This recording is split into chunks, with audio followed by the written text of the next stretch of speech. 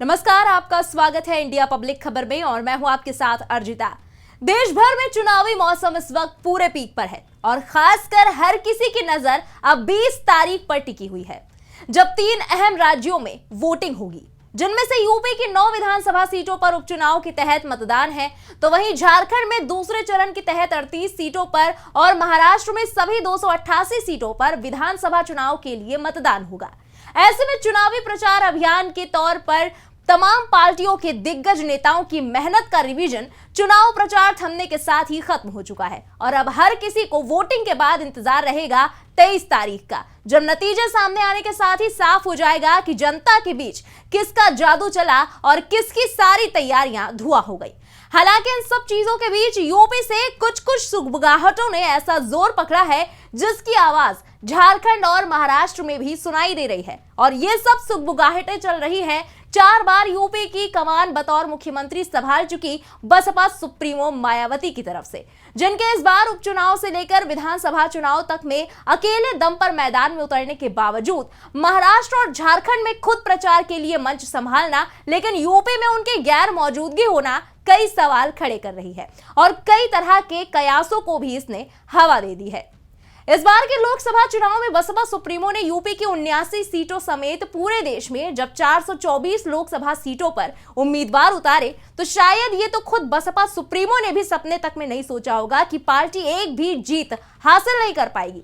लेकिन पार्टी का जीतना तो दूर, उल्टा यूपी में बीएसपी का वोट परसेंटेज घटकर 9.38% रह गया, जो कि 2022 के विधानसभा चुनाव के 12.88% वोट शेयर के कंपैरिजन में 3% से भी ज्यादा की गिरावट रही।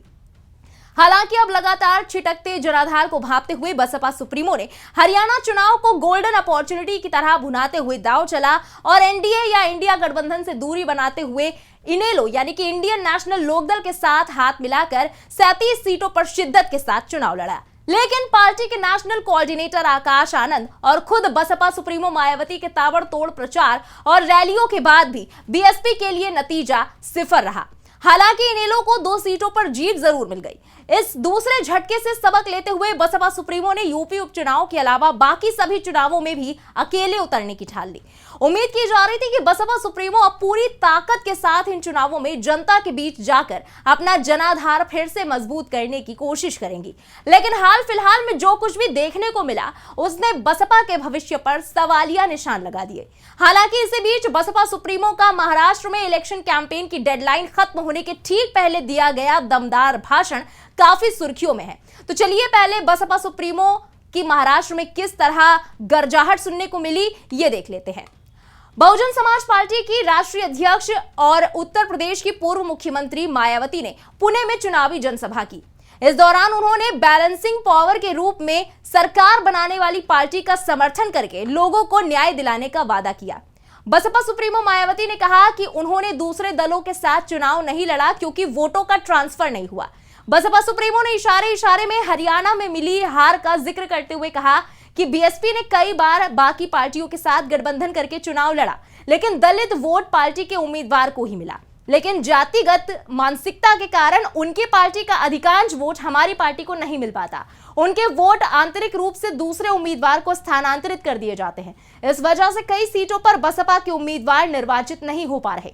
पार्टी का वोट प्रतिशत भी घट जाता है, इसलिए अपने दम पर चुनाव लड़ने का फैसला किया।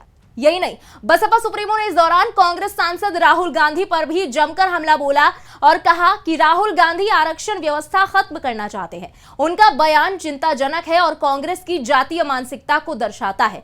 जातिवादी पूंजीवादी विचारों के कारण दलितों, आदिवासियों, अल्पसंख्यकों, मुसलमानों और ओबीसी की स्थिति में सुधार नहीं हुआ है।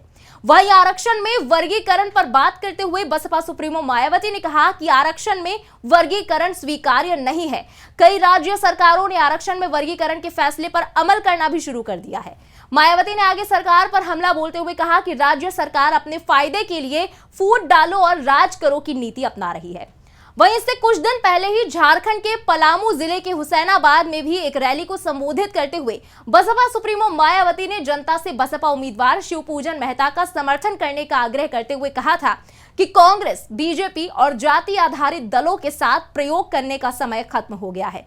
बसपा सुप्रीमो मायावती ने इस दौरान बीजेपी, कांग्रेस और अन्य क्षेत्रीय दलों पर अनुसूचित जाति, अनुसूचित जनजाति और अन्य पिछड़ा वर्ग समुदायों को उनके उचित लाभ, विशेष रूप से आरक्षण से वंचित करने का आरोप लगाया। हालांकि इन सबके बीच सवाल ये उठने लगे हैं कि झारखंड और महाराष्ट्र में तो बीएसपी सुप्रीमो ने प्रत्याशियों के समर्थन में बिगुल फूंक दिया, लेकिन अपने ही गढ़ उत्तर प्रदेश में बसपा सुप्रीमो ने एक भी रैली क्यों नहीं की? यहां तक कि आकाश आनंद से लेकर पार्टी के किसी भी बड़े नेता ने प्रचार अभियान नहीं किया। ऐसा क्यों? गौर करने वाली बात है कि उत्तर प्रदेश विधानसभा की 9 सीटों पर उपचुनाव के लिए प्रचार अभियान पर विराम लगने से पहले सभी प्रमुख दल, सपा, बीजेपी और भी कई दल हैं, इन्होंने पूरी ताकत झोंक दी, जबकि सभी सीटों पर चुनाव लड़ रही बहुजन समाज पार्टी का कोई भी बड़ा नेता प्रचार अभियान में नहीं दिखा।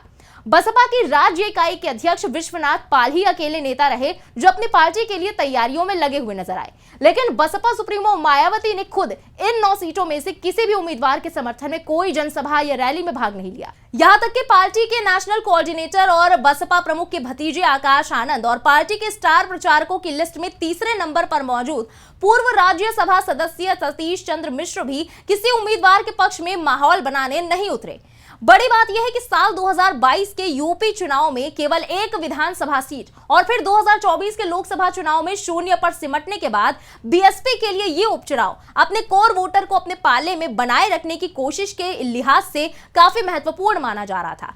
आंकड़ों के आईने में देखें तो बीएसपी को पूरी तरह से खारिज नहीं किया जा सकता, क्योंकि बसपा ने पहली बार किसी उपचुनाव में फुल फ्लेज अपने उम्मीदवार उतारे हैं। यूपी की 9 सीटों कचहरी, करहल, मझवा, फूलपुर, मीरापुर, कुंदरकी, खैर, गाजियाबाद और सीसामऊ के लिए उपचुनाव हो रहे हैं। इन 9 सीटों में से एक विधानसभा सीट पर 2022 के यूपी उपचुनाव में बसपा दूसरे नंबर पर रही थी। 7 सीटें ऐसी भी हैं जहां मायावती की अगुवाई वाली पार्टी के उम्मीदवार तीसरे स्थान पर रहे।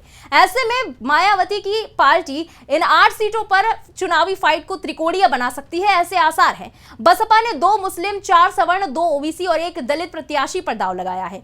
बीएसपी सुप्रीमो ने जिस तरह से अपने उम्मीदवार उतारे हैं, अगर उन पर गौर करें तो सपा से ज्यादा बीजेपी की मुश्किलें बढ़ती दिखाई देती है। हालांकि बहुजन समाज पार्टी के बड़े नेताओं के मैदान में ना उतरने से बाकी पार्टियों की राहें आसान हो रही हैं। यहां तक कि बीएसपी के प्रत्याशियों को तो आजाद समाज पार्टी के प्रत्याशी ही चुनौती देते दिख रहे हैं। बताते चले कि बसपा ने टिकट को लेकर भी काफी फेरबदल किए थे। फूलपुर से पहले शिवबरन पासी को टिकट दिया गया, लेकिन उनका टिकट काटकर ऐन मौके पर जितेंद्र ठाकुर को दे दिया गया। इसी तरह सीसामऊ से पहले रवि गुप्ता को टिकट दिया गया, बाद में उनकी पत्नी को देने पर सहमति बनी, लेकिन उनकी जगह वीरेंद्र शुक्ला को टिकट मिला। इसके अलावा मझवा से दीपू तिवारी, कटहरी से अमित उर्फ जितेंद्र वर्मा को टिकट दिया गया, मीरापुर से शाहनजर, गाजियाबाद से पीएन गर्ग, तो वहीं करहल से अवनीश कुमार शाक्य को प्रत्याशी बनाया गया। बसपा ने उपचुनाव में कुंदरकी सीट से रफतुल्ला उर्फ नेता छिद्दा को प्रत्याशी बनाया। बहरहाल अब बस वोटिंग की घड़ी पर हर किसी की नजरें टिकी है। ऐसे में देखना होगा कि बीएसपी की तरफ से यूपी में किसी बड़े नेता का ना उतरना बसपा के लिए क्या नतीजे लेकर आता है और मिशन 2027 के लिए बसपा की जमीन कितनी तैयार होती नजर आती है। फिलहाल इस पूरी खबर पर आपका क्या कहना है, कमेंट में लिखकर जरूर बताएं। यूपी उपचुनाव से जुड़ी सभी लेटेस्ट अपडेट्स और देश दुनिया की बाकी खबरों के लिए देखते रहें इंडिया पब्लिक खबर। हमारे यूट्यूब चैनल को सब्सक्राइब करें और बेल आइकन दबाना बिल्कुल ना भूलें।